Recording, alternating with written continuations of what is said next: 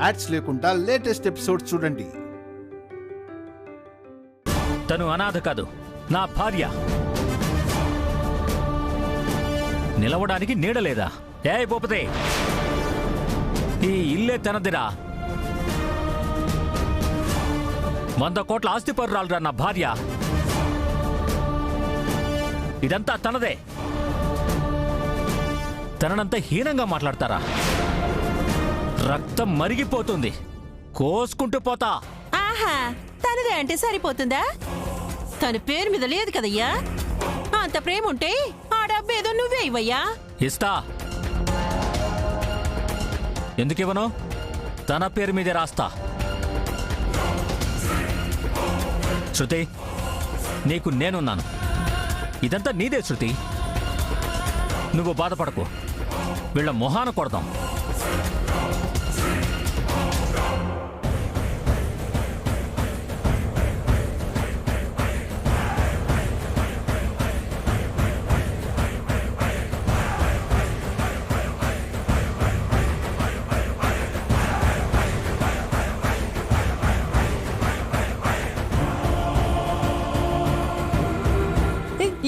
ఏమండి, వాళ్ళేదో అన్నారని చెప్పి. అన్నది నిన్ను. ఊరుకుంటాను శృతి, ఇదంతా నీ ఆస్తాయి కదా, నీకే రాసేస్తున్నాను.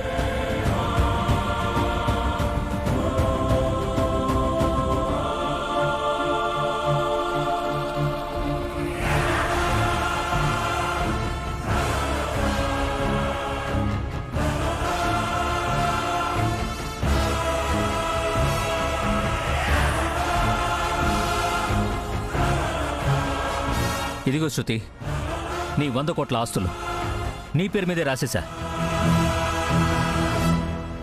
నీకిప్పుడు పూర్వ వైభవం వచ్చేసింది. నిన్నెవరైనా అంటే చెప్పు తెగేలా కొట్టు. తీసుకో శృతి.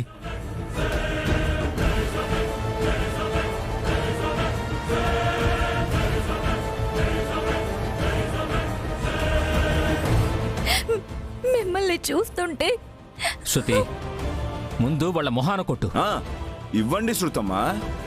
టోను మారిపోయింది. ఇప్పుడు మీకు నమ్మకం వచ్చిందా? మరి 30 కోట్లమ్మా. మీరైనా అలానే ప్రవర్తిస్తారు కదా. నేను మారిపోయాను. మీలా నేను మాట్లాడనండి. వెళ్ళండి. తాకట్టు పెట్టి డబ్బులు తీసుకొచ్చి ఫోన్ చేస్తాను. మీ డబ్బులు మీకు ఇస్తాను. సరే, పదజాను. వస్తావమ్మా.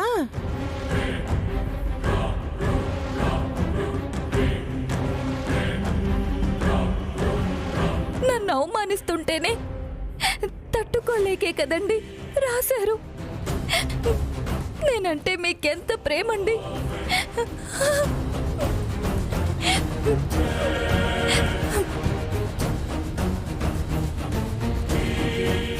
ఇప్పుడు నా ఆస్తి నాది. నెక్స్ట్ సీన్ ఉంటుందిరా నా సామిరంగా.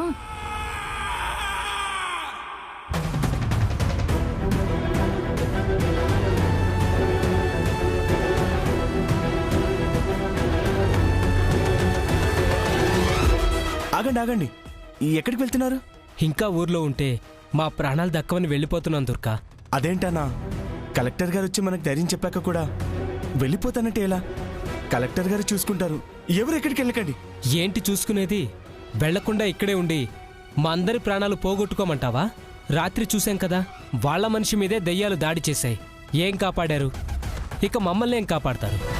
మా ప్రాణాల్ని మేమే వెళ్ళి కాపాడుకుంటాం. ఆ అమ్మాయి ఏం చావలేదన్నా, కలెక్టర్ గారు బ్రతికించారు. చావు వరకు వెళ్ళలేదా చెప్పు? మాకా గత్తెందుకు? మేం పోతాం. అన్నా ఆగండి అన్నా, కాస్త ఆగండి అన్నా. కలెక్టర్ గారికి ఫోన్ చేస్తాను.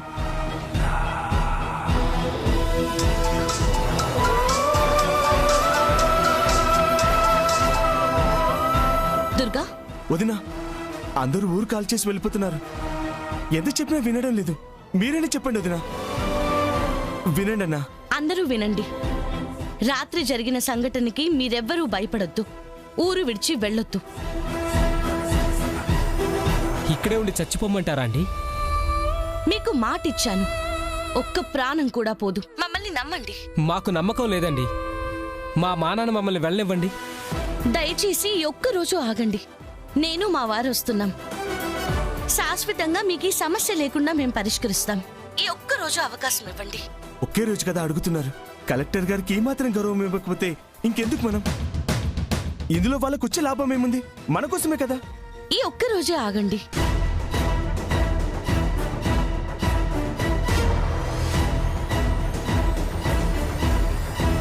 సరేనండి, మీ మాటకి విలువిచ్చి ఉంటాం.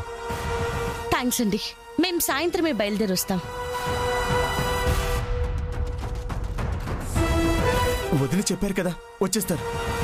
పదండి పదండి అన్న, పదండి. ఈ రోజే శివపురం ప్రోగ్రాంకి ఫుల్ స్టాప్ పెట్టాల్సిందే.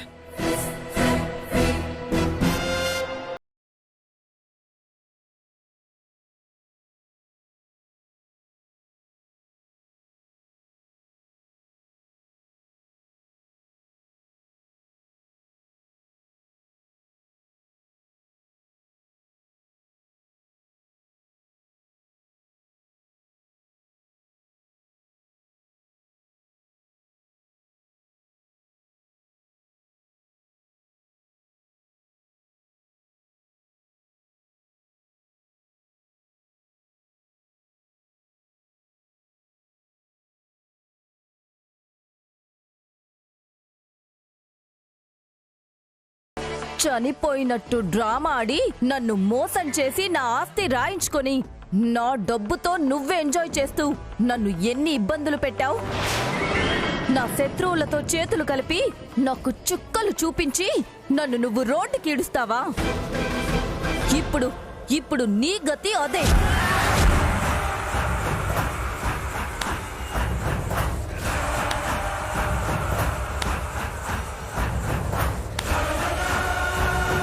శభాష్ శృతమ్మ, శభాష్.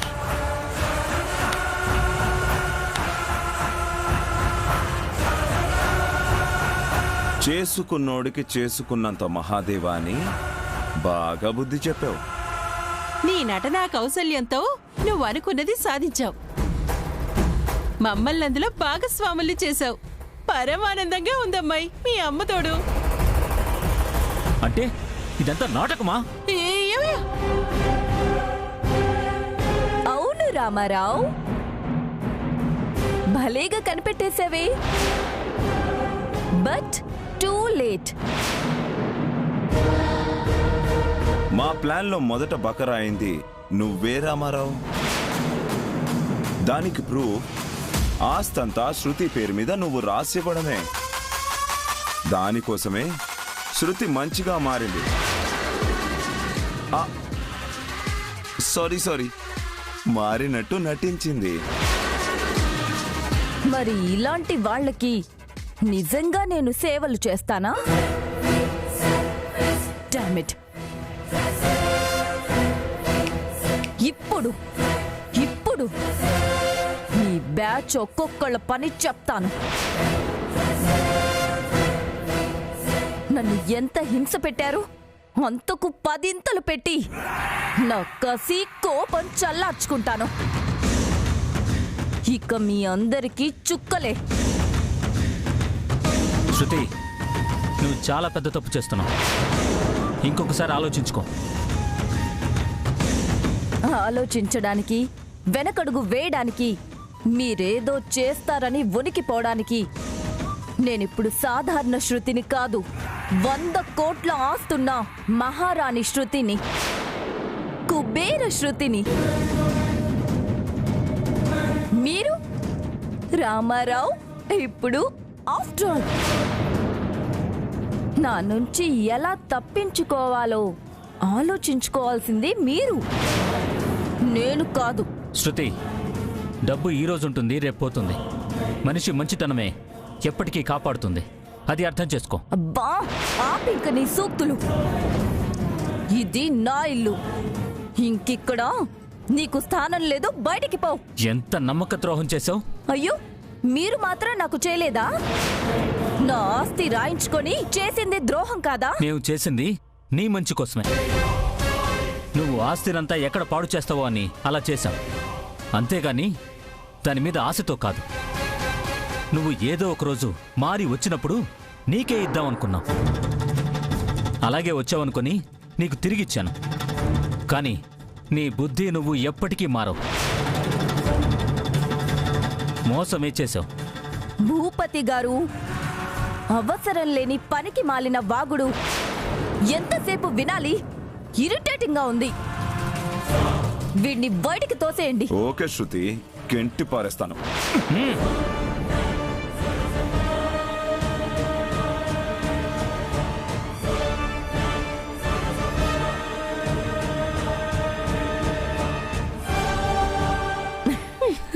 ఒకటి ఫినిష్.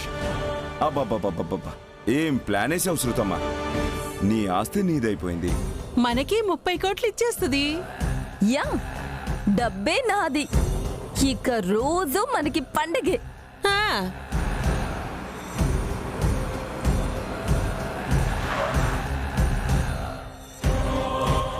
నెక్స్ట్ టార్గెట్ అక్షర కదా. ఈ రిచ్ ఉండొద్దు, అందుకే కొత్తది బుక్ చేసి అది వచ్చేలోపు రెంట్కి తెప్పించా. నువ్వు మహారాణిలా వెళ్ళు. వెళ్తాను, దాన్ని రోడ్డుకి లాగుతాను భూపతి గారు.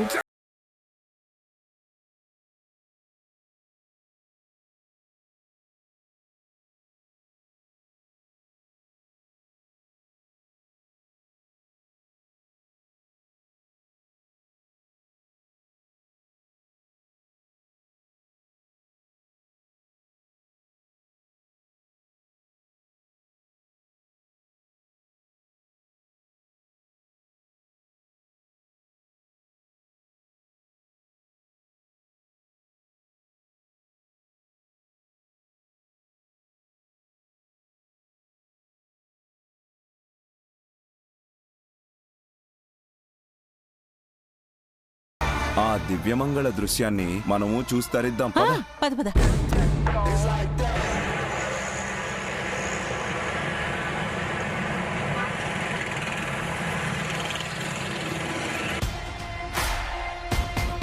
అరవింద్ గారు, అరవింద్ గారు, అరవింద్ గారు.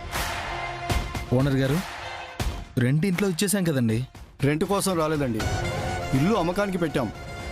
చూసుకోవడానికి వస్తున్నామని వారు ఫోన్ చేస్తేనే వచ్చాను.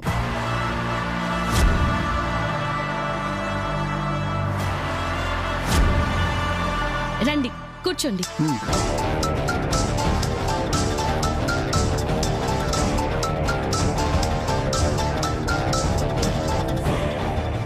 రామారావు. డైరెక్టర్ గారు, ఆ శృతి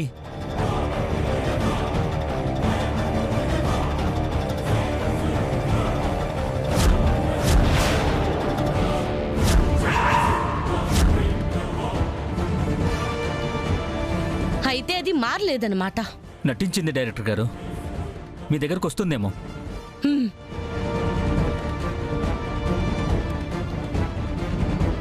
ఏంటక్షరా? మారినట్టు నటించిందంటండి. ఆస్తి రాయించుకుని రామారావుని బయటికి గెంటేసిందంట.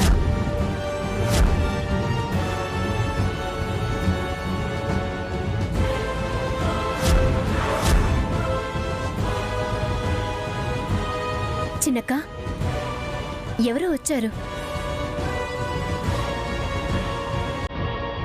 ఇల్లు కొనడానికి వచ్చింది వారే.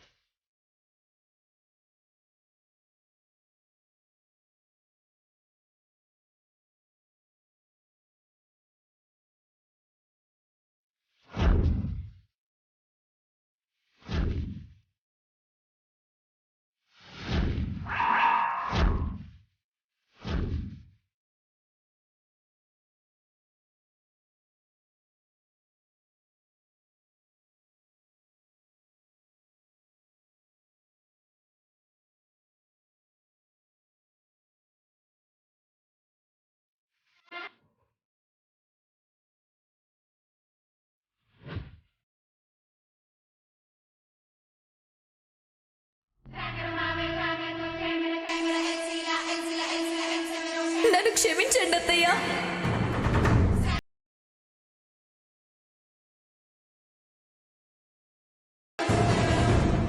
రండి మేడం. వచ్చాను కదా, ఇక మీ ఇల్లు నేను కొనేసినట్టే. ఇక ఈ ఇంటికి ఓనర్ని నేనే.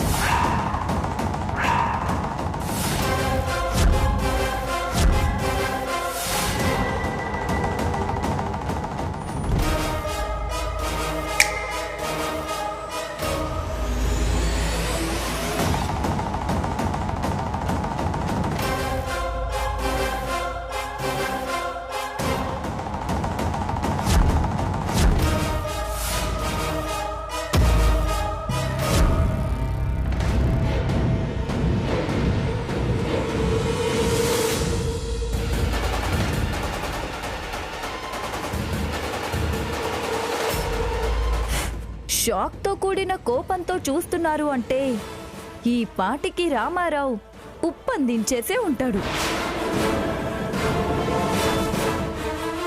ఈ ట్విస్ట్ ఊహించుండరు కదా.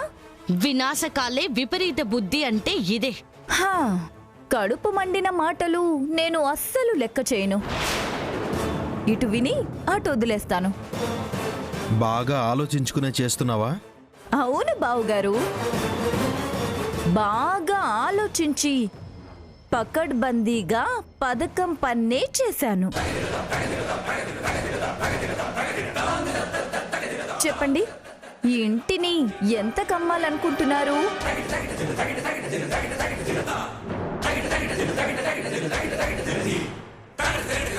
మీరిలాంటివేవి పట్టించుకోకండి. చెప్పండి ఎంత? ఇల్లు మొత్తం చూడరా మేడం? చూస్తున్నాను కదా, చాలు. కొనేయడానికి ధర చెప్పండి. 20 కోట్లు అనుకుంటున్నాను మేడం. 20? అంటే స్థలం వాల్యూ కూడా ఉంటుందిగా మేడం. నేననింది అంతా అని కాదు, ఇంతేనా అని. 25 కోట్లు ఇస్తాను.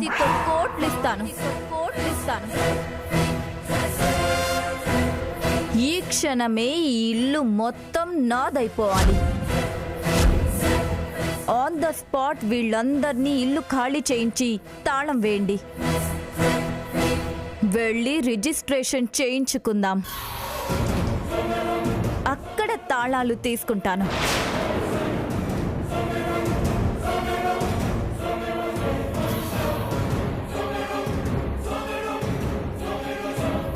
ఫాస్ట్. ఏమే తమాషాగా ఉందా?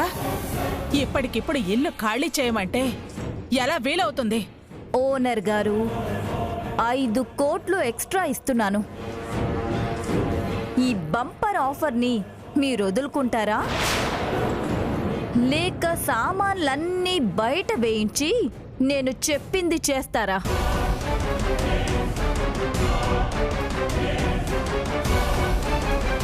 మీకు న్యాయం ధర్మం అక్కర్లేదా అండి? ఆ న్యాయం ధర్మం ఆయనకి 5 కోట్లు ఇవ్వవు కదక్షరా.